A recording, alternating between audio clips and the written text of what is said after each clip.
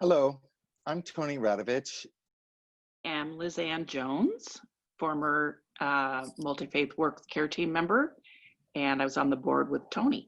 I'm Bertram Johnson. I was on staff with Multi-Faith Works, or Rosehedge Multi-Faith Works, for about 7 years, and I was had a couple of roles, but I ended up my time as the director of the AIDS care team program.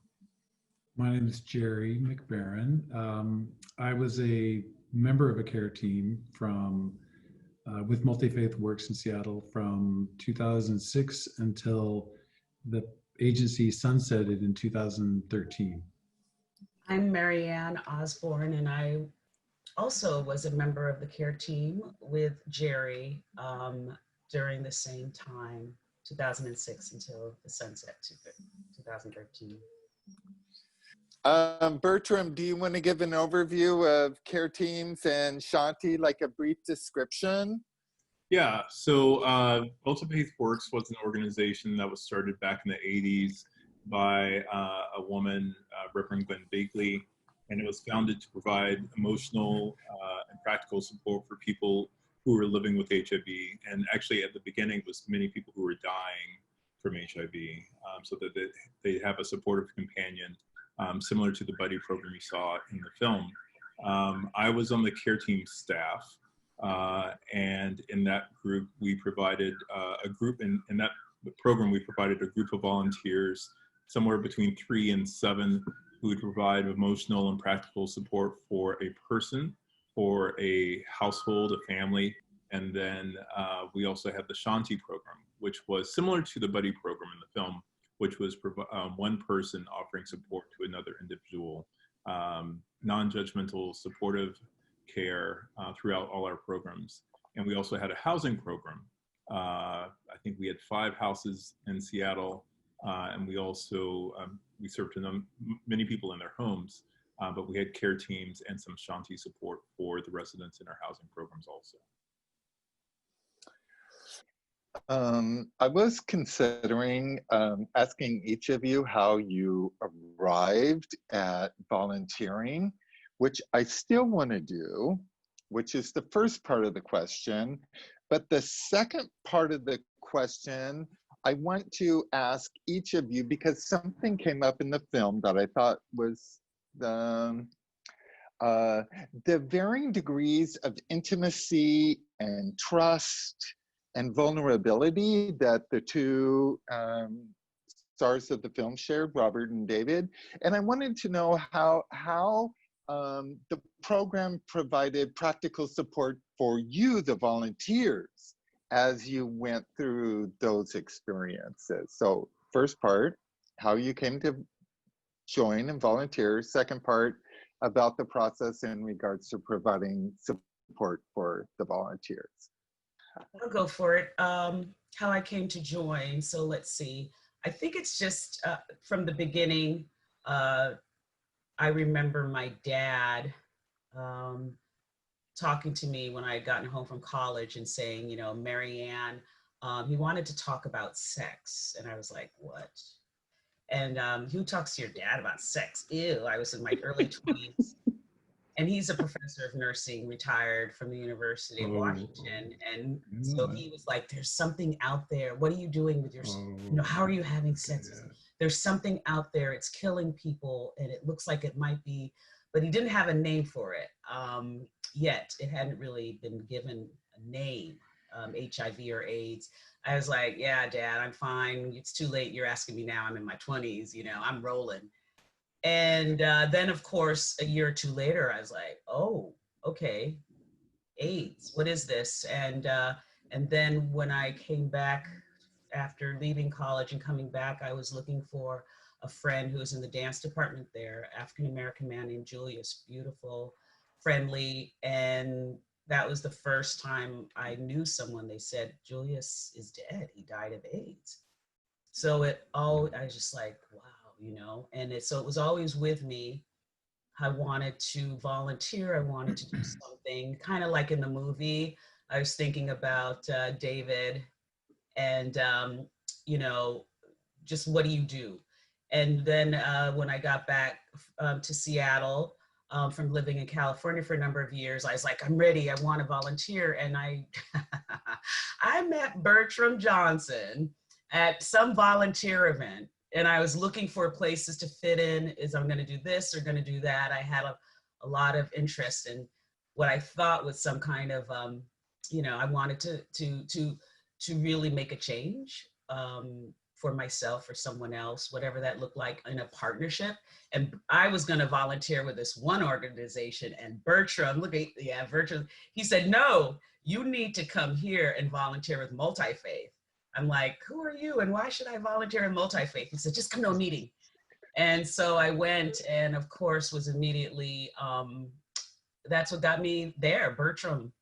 And thank goodness, thank you, Bertram. I love Bertram. He's a wonderful friend and a great community partner and leader and compassionate human being. And he was doing a introduction, if you want to volunteer, this is what we do, this is how we do it. And I like the idea of multi-faith being, I'm not actually a faith-based person that deeply, but I believe in faith, but I don't practice in a religious structure, if you will, go to church or synagogue or mosque. But what I liked about it was that it was all these voices coming together towards a united goal, which was supporting people living with HIV and AIDS. And that's where I met my good buddy Gerry, as well as Brandon, other people on the team. And that it was as simple as that. It took from the time I first heard of AIDS and lost a friend to the time I started really doing more than just donating money to organizations and really getting into this buddy program was quite a while. And it was the right time to do change and support in a more meaningful way, I thought. LizAnn. Okay, so I started volunteering before Multi-Faith with my parish. So my parish started an AIDS ministry back in about 1985. And I used to house sit for my priest. And one day I took a phone call for him from a man who was obviously terrified, and he needed somebody to talk to, and he had heard that St. Paul's had an AIDS ministry. And I was so petrified talking to him because I didn't feel that I had the skills to help somebody and to know what to say. And so I very quickly gave him a phone number of someone else to call. And moving up 10 years, I had then lost 3 friends and decided it was time that I was ready to join the AIDS ministry. And so I joined the AIDS ministry at St. Paul's in about 1995. And there was a young man in my parish who had AIDS that was also on the AIDS ministry, but he also was a member of a care team through Multi-Faith. And he told the St. Paul's AIDS ministry that if he ever got sick, he wanted a care team, and it better be from his own parish. And that's exactly what happened. That's when I joined his care team through Multi-Faith. Yeah, I grew up in Portland and came out there around the time of the gay cancer is what it was called. And growing up in a medical family and working in a hospital, I worked in the food service department, and I was bringing patient trays up to rooms. And I remember bringing disposable trays to the nursing station because we couldn't go into the rooms of people with AIDS. And this was in the mid 80s. I wasn't out yet, and it terrified me. So fast forward to coming out in like 1990, and then I'm a liberated gay man in Portland, hey, but scared to death, of this disease, because there's no, vaccine or whatever. And I didn't know directly anyone for a long time who had died. I heard about it, and it was just frightening. A few years later, I met a fellow whose partner was diagnosed with HIV and developed AIDS. And I had become really close to him, to the guy whose partner got sick, and ended up at the late stages becoming part of a care team, rotating through with that guy in Portland. So then fast forward to 98, I moved to Seattle with a partner at the time. And after 2004, we broke up. And a couple years later, me and a buddy were super self-absorbed about each other and life. And, oh, woe is me. And I remember my dad saying, if you want to get out of your head, you should volunteer. And so I got involved with, I'm a realtor, and my brokerage has a not-for-profit that deals with homeless people and programs supporting them and families. And then my friend, Jason Oliver, who is friends with Bertram, and I'd met Bertram through them, I got introduced to a World AIDS Day luncheon where Multi-Faith was giving a pitch for their programs, and it was care teams or this shanty.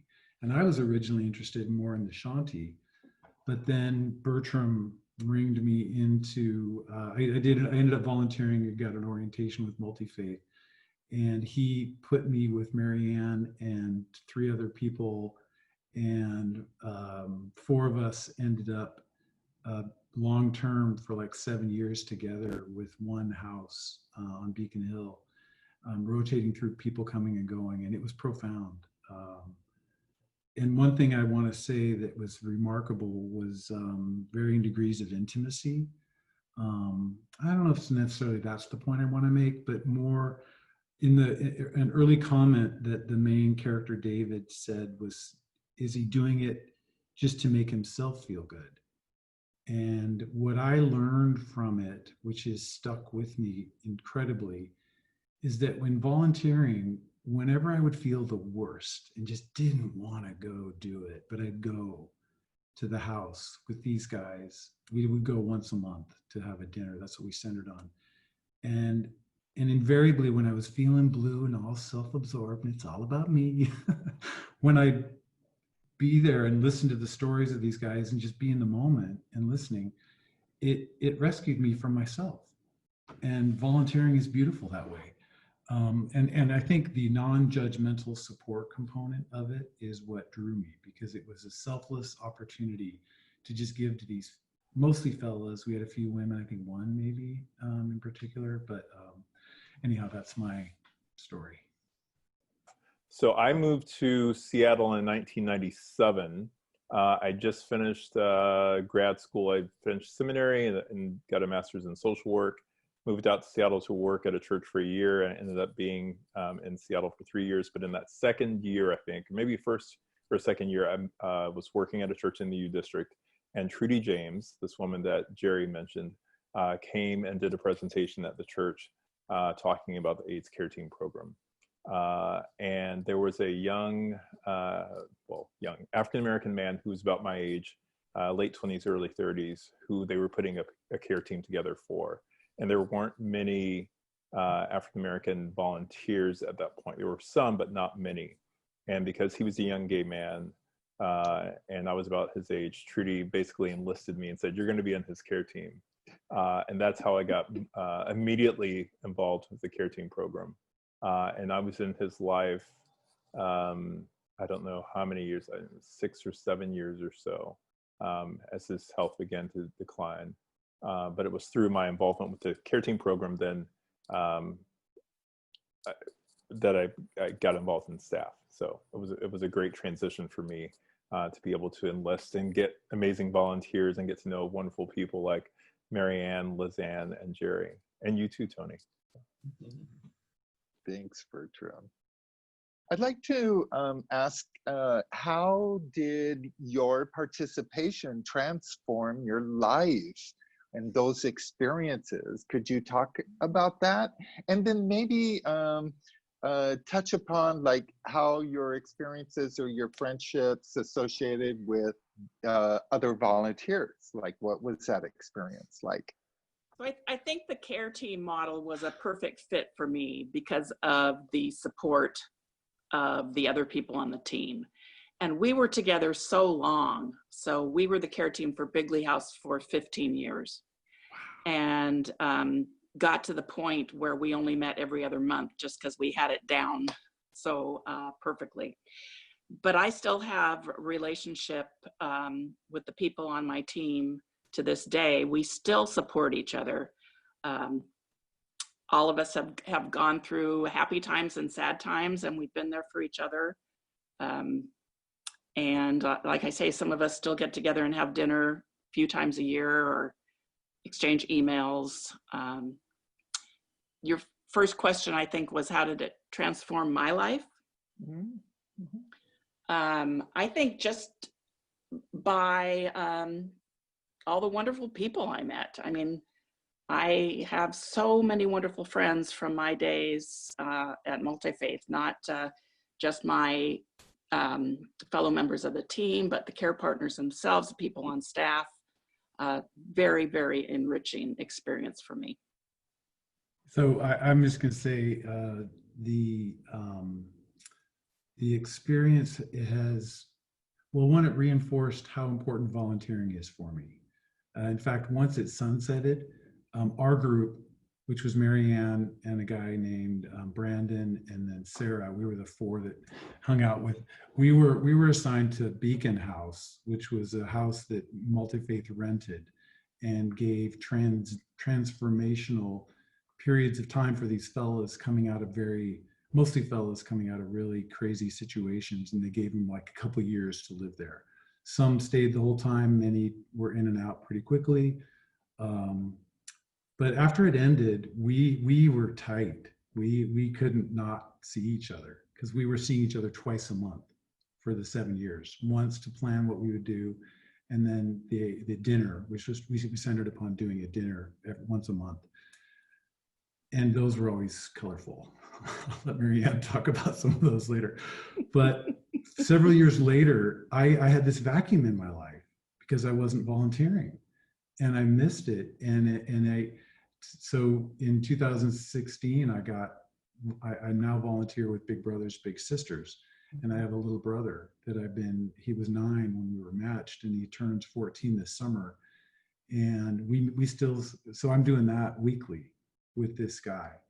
And about a year and a half ago, I got into recovery for drinking, for alcoholism, and I will tell you, much like going to the Multi-Faith house every month, it gets me out of myself, and the program of AA gets me out of my head when I go to meetings and talk to people. And so there's a common thread there. And so I can look back and get reinforcement about, I know when I go and show up, it's good for me. And it's good for the people, I think, who are on the other side too. So it is selfish, but I think it's pretty selfless at the same time.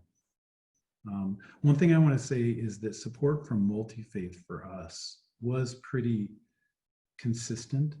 There was a woman, Trudy Janes, who I just think of so fondly and dearly. She was awesome about teaching us how to just, and this was tough for me, to just sit there and shut up and listen. And I've taken that because I'm a kind of I call myself a relationship manager in my work. I'm a realtor. And I help people solve their problems, and I just have to sit and listen and help guide them along the way. And that's tough for me to shut up. But I look at Trudy and I go, just take that 2 or 3 minutes and shut up, Gerry, and listen. And it's remarkable because I don't want to provide a solution. The solution often is letting someone else speak who needs to. And that's what I learned from Trudy, which has helped me immeasurably in my life and in my work and in my relationships. Merri Ann. Yeah, Gerry. I'm going to start with, being part of the care team in Multi-Faith, and what you were saying, LizAnn, I'm sorry.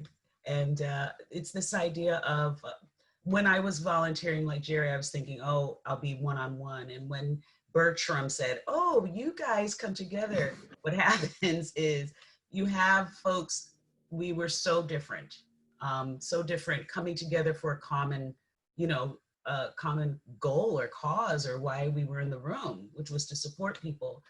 And anyway, we were very open to what that support meant. We were going to let the house members drive that, but we were so different. So it kind of, it was very growing, transformative for us to listen and learn about how to work with each other. But then I think with the house itself, as Gerry said, people came and went, and just showing up, just being consistent. Bertram was like, just be there for people. Because we were in, as Gerry mentioned, it was more of a transitional situation for people, either coming out of homelessness or waiting for housing, or maybe drug and alcohol, or, you know, and so it was a very different kind of situation. In the end, you're living with HIV, or at that point, most of the folks in the house were HIV positive. And then there's so being able to just be there and being consistent for people and letting them know we have nothing we're expecting from them. We're not the housing people. We're not your, you know, law enforcement. We're not medical people. We are just here. In fact, there was many a time people were like, why are you doing this? You know, we just want to be here with you. And you never hear about that, right? Why did David want to just be a buddy? You know, he had to, we think about it, but really it's just being present. I think the other thing is that, you know, the relationships, what was transformative was that multi-faith gave us not only support for things that might have come up in the house that we were unprepared to deal with, or we didn't know how to deal with it, but we also got support monthly meetings for all care team members to come and talk if you wanted to go to those.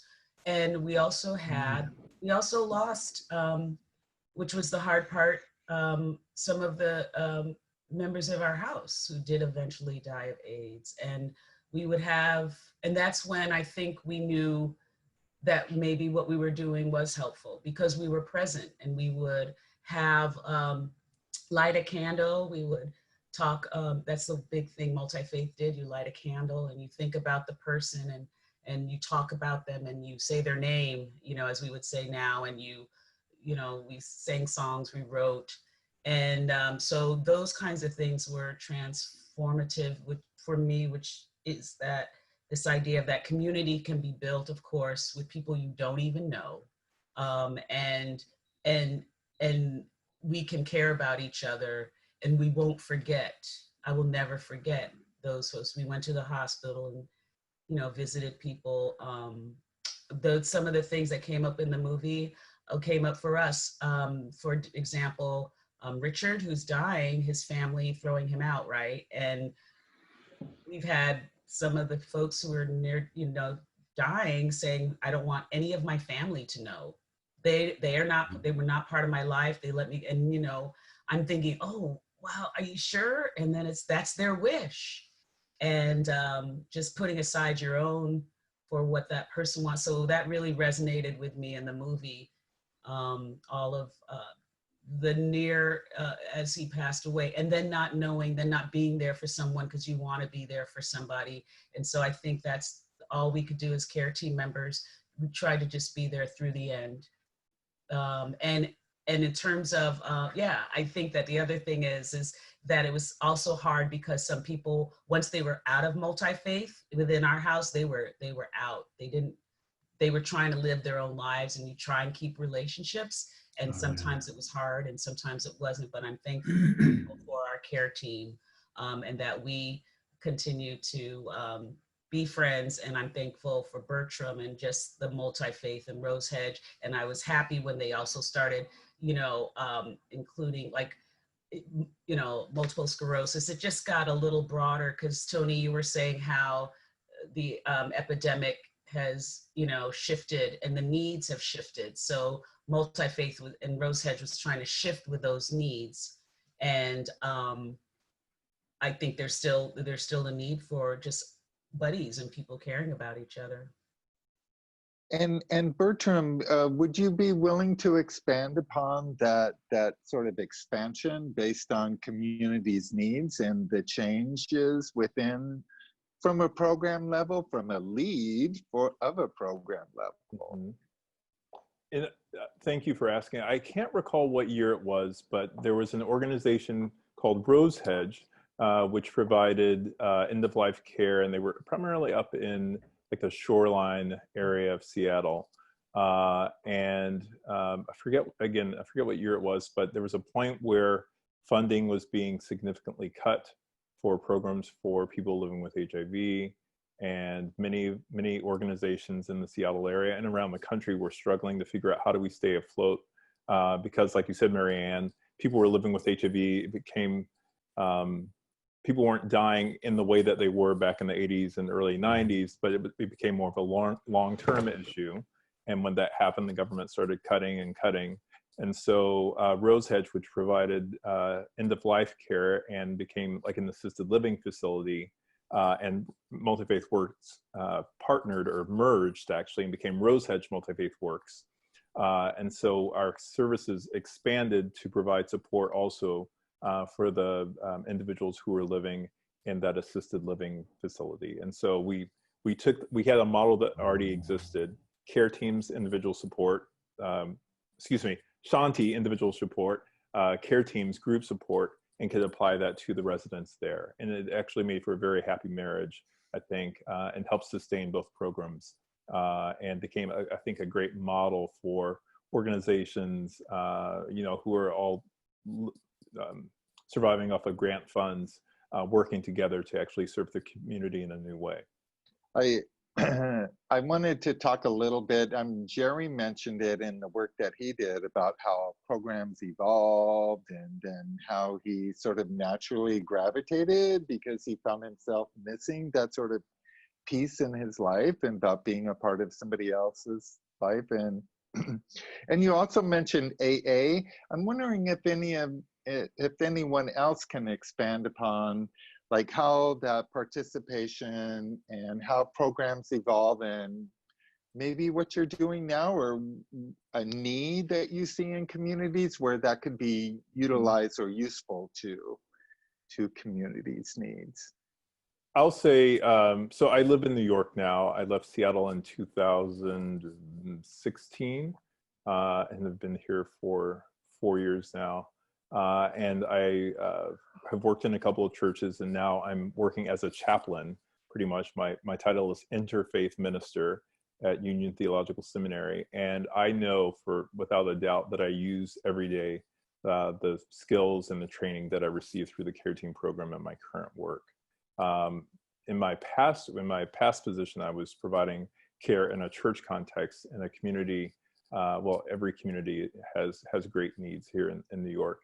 And so many of the programs that we developed at the church were really shaped around sort of the model of the care teams, of having volunteers going in and just being present with people, sitting with them, listening, as Gerry talked about. Just there's so many people in the world who don't have people who can just sit there and listen to them with non-judgmental motives, and that's transformative. It allows people to find their own truth, and to work through problems in their life, or maybe challenges or past pains that they wouldn't have otherwise, because often what we're trained to do in a broader society is to go in and fix and to be an expert for someone else.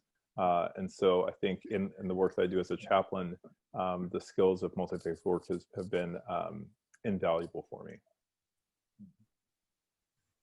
I want to touch upon something only because I don't want to lose sight, is how the after Rose Hedge and Multi-Faith disbanded, that they left a legacy endowment to SASG to continue with the coaching program that they were doing, which is modeled on the Shanti, about people being able to, all the answers are within them.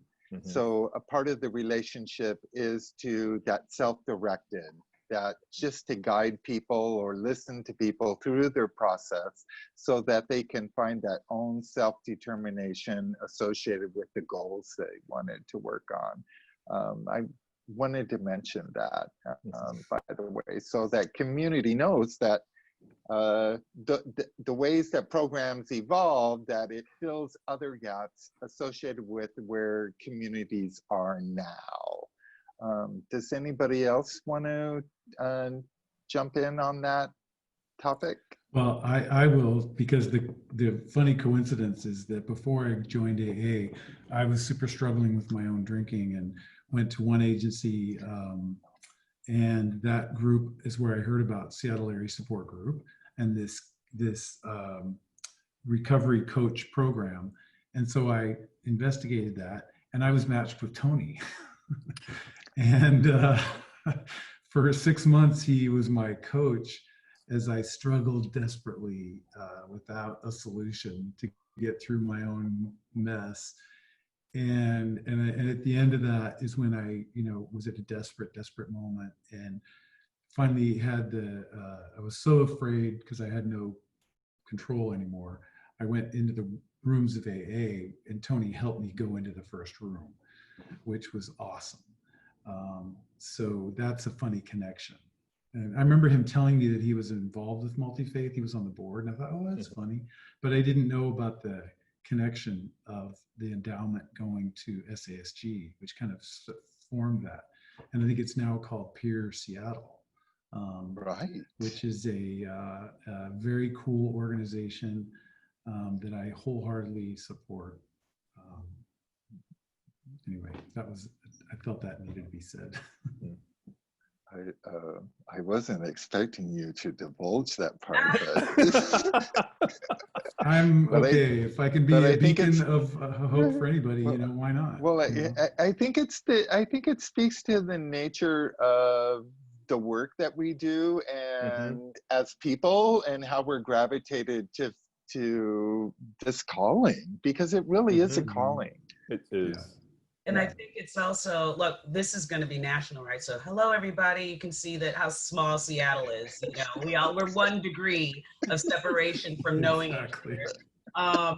I think there's a few things about that too, Tony. It's like doing buddy work. It's like, you got to be transparent. Like people are in a vulnerable place, and you can't be going in there all hiding and not sharing some of, I feel like, you just, like you go in, I don't have to spill the beans of my whole intimate, but I shouldn't be hiding things, or, because people can tell. And if you're going to be a buddy and you're going to, like they did in the movie, I thought it was great. I mean, they got straight to it. And because he's dying, and you're thinking, or someone is super sick and it's not even worth it. What am I hiding? I volunteered to help here, but it's not about me, like it's really an exchange. The more you give, the more you get, kind of thing. And so that what Gerry just did, big props, Gerry. But he's always been, since I met him, transparent, but this has definitely helped a little bit more. I think for me, doing the buddy work or care team, it's like, it really helps define what's important and what isn't, and what you're holding on to. And when I kept moving forward in work and life, I mean, I've been volunteering since I was 16. Bertram was officiated, if you will, at our wedding. And we had a little quiz thing at our wedding about how many volunteer organizations me and my husband have been a part of. And together combined, over 25, 30 volunteer experience. And so with Multi-Faith, I think that I really learned even more, because it was a unique volunteering situation. And I learned to just be myself, be honest. There were rules around the house, because you do have people who don't know each other, and it's like a shared housing community, right? So there were these rules, but then there were things where we were like, this happens in the house. If you want to go off site, and we're going to take you shopping, or you want to go to the movies or whatever, then, not like we're going all crazy, but, let's have some fun. So, and that carried me through to other jobs I had, as like working with young adults who are trying to break into the career, the business world, and are usually shut out because of the color of their skin or their economic class, or working with formerly homeless families, or new immigrants to this country, or whatever, et cetera. All of the things that multi-faith and the support they gave me, and the ideas and the training, like Bertram said, it just keeps moving forward in my life. And the most important thing is just the continued hope that I have with people, and especially the way that we've seen certain pandemics, for example, what's going on right now, the way that we've seen people step up to either volunteer and in various ways to support people, like the good-hearted people who go to somebody's and say, hey, I know there's an elder in there. Do you want some food? I made something for you. Or someone saying, hey, I know you can't go out for whatever reasons. You want me to walk your dog?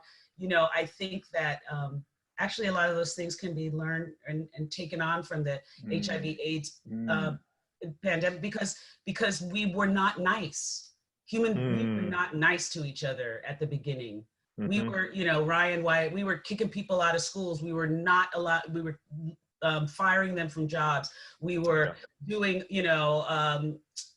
so many things. And I think that we've learned a lot more about how to be kind and just and listen when people fall ill, and to be by their side and to walk with them.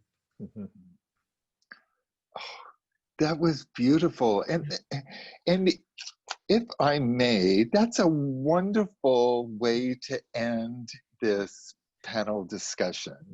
I just feel like organically that was the moment to end on, and that was a beautiful message. Thank you very much. Thank you, everyone, for joining me this night. And you know what else is? Thank you for inviting us into your homes. Yeah. Exactly.